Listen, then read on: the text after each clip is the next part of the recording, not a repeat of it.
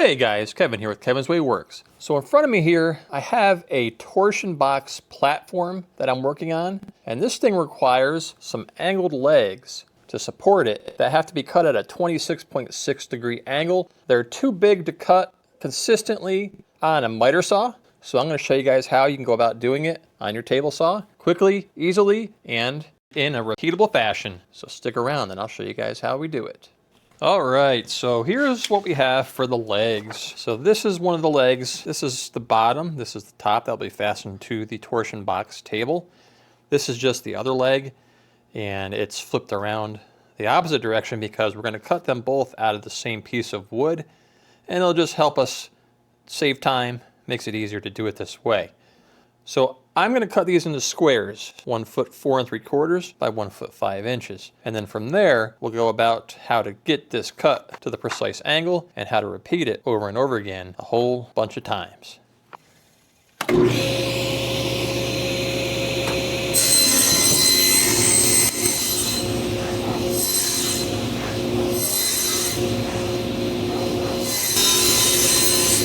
All right, so to do this, I'm just going to use a scrap piece of plywood.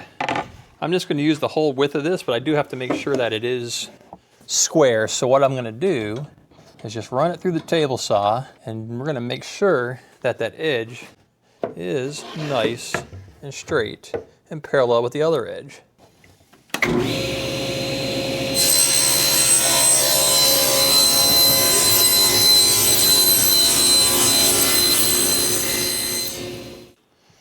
All right, so now what we're going to do is we're just going to take a couple of pieces of scrap wood and I'm going to drill some holes in it. I'm going to grab a scrap piece of wood just to put behind it, and we're going to do a hole on each end. And I'm going to countersink these too.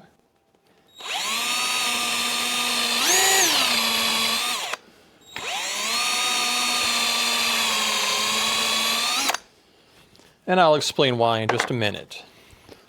All right, the reason I countersunk them is because I only have 3/4 inch screws on hand. I don't have, I really, a 1 inch is too long. 3/4 inch is about all I have that's gonna work. So we're gonna go ahead and do a 3/4 of an incher. All right, let's take those over to the piece of wood and we'll get them installed. All right, so now what I've done is I've marked out where I wanna cut this piece of wood. We know that the distance from the guide to the edge here is 22 1/2 inches. So now what I'm going to do is I'm going to line this piece of wood up so it's 22 1/2 inches from the guide to here, and 22 1/2 inches from the guide to here.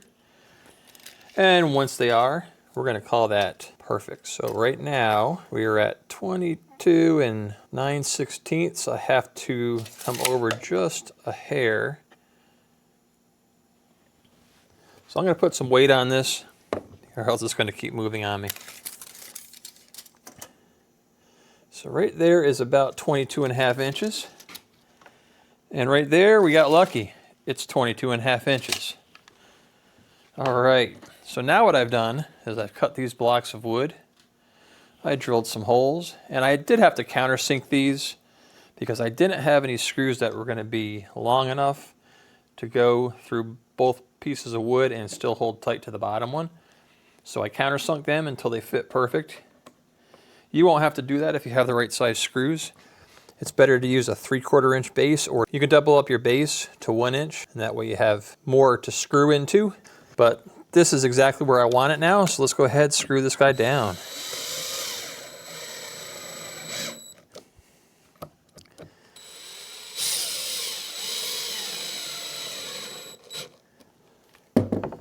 Let's double check things because it did look like we might have moved a little bit, so let's still make sure we're good. 22 1/2, 22 and a little more than a half.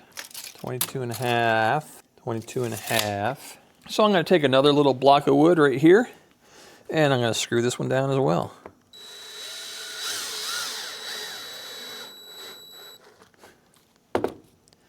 And we'll do the same in the back. And I'm going to finish that up with a screwdriver, just to make sure they're tight. All right, so now to make sure that our wood doesn't flop around, we're going to clamp it in place. And to do that, I just have a piece of plywood, a screw that's long enough to get a good grip. And we're just going to screw this on down into place. I've already done this once, so I already have the screw holes. And I was just trying to find that screw hole. So we're going to tighten that down until it has a little bit of grip. Kind of bends a little bit. And then we're going to do the same over here. Actually, I'm going to turn this around like that. There we go. So now we've got some good grip. It's not going to go anywhere. Now we have to raise this up high enough to where it will go through both pieces of wood. Just going to use a piece of scrap here so I know I'm going the right height. That should be good. All right, let's go ahead, see how we did. If we marked it right, we should be right on that line. If you want to, you can double check again. 22 and a half. 22 and a half. We should be right on that line when we cut this. All right, let's go get this cut.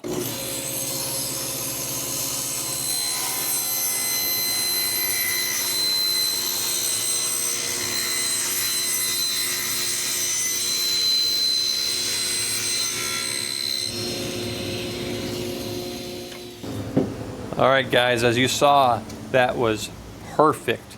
So I'm going to go ahead, cut up the other ones as well. So there are 8 total, 4 cubes that are going to get cut down to 8 total pieces. All right, that one's good. We'll set it aside. This is the one we just cut off. So it's going to be a little too big. Here we go.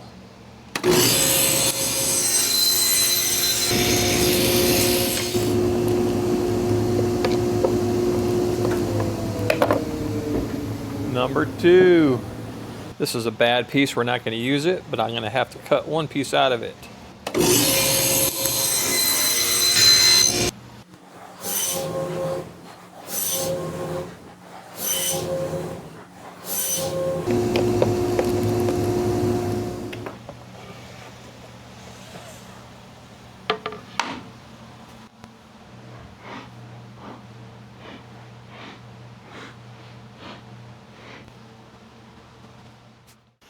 And there you go, everybody. That is how you cut 8 pieces of wood at exactly the same angle, at exactly the same size.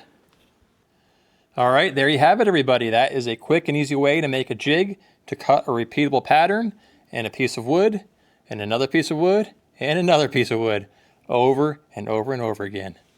Very simple, very easy, and very inexpensive.